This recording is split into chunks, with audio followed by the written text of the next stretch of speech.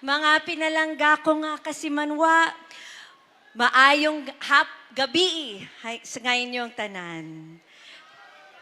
Hapon ba or gabi? Ako po si Camille Villar at tuwang-tuwa po ako na nakabalik po ako dito sa Iloilo dahil palagi pong tuwang-tuwa po ako sa mainit na pagtanggap at pagmamahal ng mga taga Iloilo.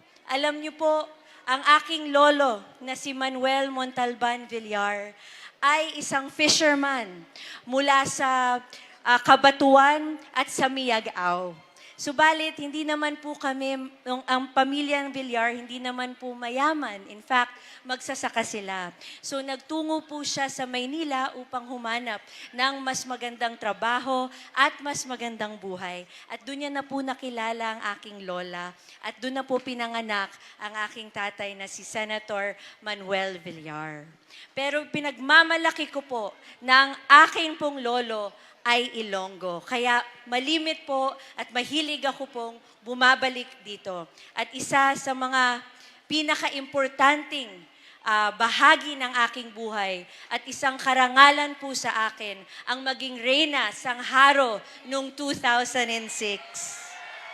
Mula noon hanggang ngayon, balik po tayo ng balik sa Iloilo at nakikita naman po natin na paganda siya ng paganda at talagang kahit kailan po ay babalik at babalik tayo at tutulong po tayo upang lalong umasenso at lalong gumanda po ang Iloilo dahil proud na proud po tayo dyan. Alam niyo po, pag naiisip ko kung ano ba ang pangarap ng pamilyang Pilipino, bilang isang ina, syempre, naiisip ko na una sa lahat po tayo gusto natin ng sariling bahay at lupa para mapalaki po natin ang ating mga anak ng mabuti. Pangalawa, lahat po tayo gusto natin ng isang sapat or magandang hanap buhay, trabaho o kabuhayan para mabigyan natin ang ating pamilya ng magandang bukas. Pero dapat lahat po yan ay hindi manatiling pangarap. Dapat meron tayong konkretong aksyon at plano. At kung ako po ay bibigyan nyo ng pagkakataon, ay talagang yan po ang isinusulong natin sa Kongreso at isusulong natin sa Senado. Babantayan ko po at sisiguraduhin ko po na marami tayong programa, batas at polisiya na magbibigay ng sapat na trabaho, sapat na hanap buhay para sa lahat at ligtas at mabuting pabahay para sa lahat. Alam niyo po, natutunan ko po sa aking mga magulang na si Senadora Manny at Cynthia Villar ang kahalagahan ng pagpapaimportante ng pamilya. Sa kanila ko rin natutunan ang kahalagahan ng sipag at tiyaga para tayo po ay umasenso. Sila din po ang nagturo sa akin na dapat tayo ay magpakumbaba at magsilbi sa kapwa, tumulong sa kapwa. At yan po ay natutunan ko noon at nais ko lang po ipagpatuloy. Para ang mga pangarap po nating lahat para sa ating pamilya at para sa ating bansa ay matupad natin. Sa akin pong palagay, ako po ay isang ina, isang millennial na leader. Sapat na po ang higit sa 15 years ko pong pagtatrabaho or pagninegosyo sa pribadong sektor, sa sektor ng pabahay, maging ang aking 2 termino bilang kongresista. Sapat na po ang aking karanasan para ngayon po ipagpatuloy natin ang pagtutok sa pagbigay ng trabaho, hanap buhay at pabahay sa lahat po ng Pilipino. So sana po bigyan niyo po ako ng pagkakataon at kung pagpapalain po ko ay magiging bahagi po ako at tayong lahat sa makabagong mga solusyon, makabagong pananaw na kailangan natin para tayo ay magkaroon ng aksyon na nababagay sa nagbabagong panahon at para sama-sama po natin maiangat ang buhay ng ating pamilya, ng Iloilo at ng buong Pilipinas. Yun lamang po, huwag niyo pong kakalimutan. Ako po si Camille Villar, number 66 po sa balota. Madamo gid nga salamat at Happy Valentine's Day po sa inyong lahat. Maraming salamat po sa inyong lahat. Okay pa ba tayo? Alam niyo kung bakit? Kanina may araw pa. Ngayon, 6:00 na. Maayong gabi sa inyong lahat. Alam niyo, bilib ako sa mga tiga Iloilo, talagang hindi natinag, andito pa rin lahat. No? Palakpakan po natin ang pamunuan ng Iloilo, mula sa gobernador. Sa ating host ngayon, si Mayor Jerry Treñas. Siya ho ay parang kapatid ko na, kabrad ko po siya sa Ateneo Law School. Sa lahat ng mga mayors, congressman, pamunuan, at sa inyo pong lahat. Andito nga pala ang aking may bahay. Sinama ko na dahil Valentine bukas eh. Ha? At sa inyo pong lahat, ako naman si Benar Abalos. No? Alam nyo, galing ako sa maliit na lugar.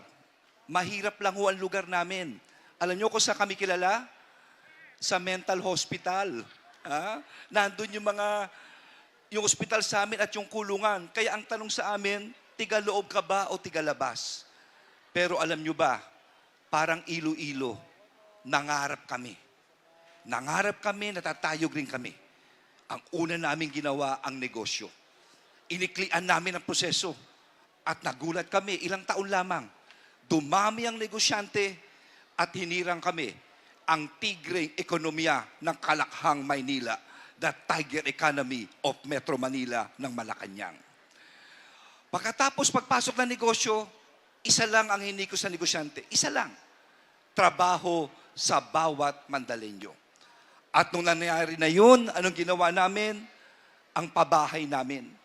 Alam nyo sa amin, yung home along Dariles, yung may train, 2,000 tao nakatira dun. Mula San Juan River hanggang Pasig River, walang ilaw, walang tubig. Binili namin ito. Halos walang interes. Magkano ang hulog? 100 pesos, 50 pesos. 2,000 pamilya, 2,000 ang naiahon sa kahirapan. Hindi na ho sila, quote-unquote, squatter ngayon, landowners na dito sa Mandaluyong. Pagkatapos nito, dire-diretso na. Nag-number 1 kami, inawardan kami ni Pangulong Erap Estrada na kauna-unahang LGU na may opisina sa PWD. Sa Malacanang ito, Apolinario Mabini Award.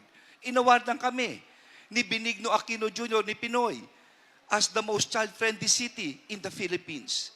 Inawardan kami ng Philippine Chamber of Commerce bilang most business-friendly city in the Philippines.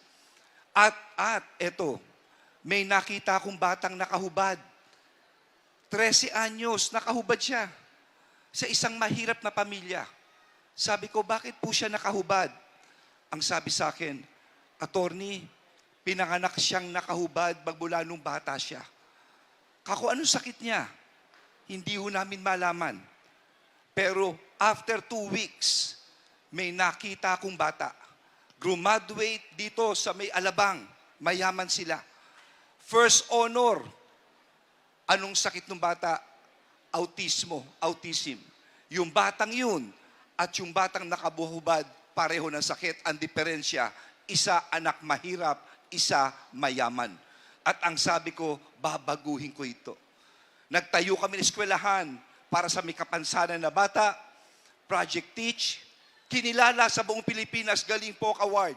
Nilaban namin sa United Nations. 100 bansa ang lumaban at napili ang Pilipinas, Mandaluyong ng United Nations Public Service Award para po sa eskwelahan ng mga may kapansanan. Mga kasama, yan po ang aking track record bilang mayor o alkalde ng Mandaluyong. At yan ang iaambag ko dito po sa Pilipinas. Sa totoo lang, ako'y bilib sa Iloilo. Alam nyo ba na sa airport sa buong Pilipinas, pang-5 kayo?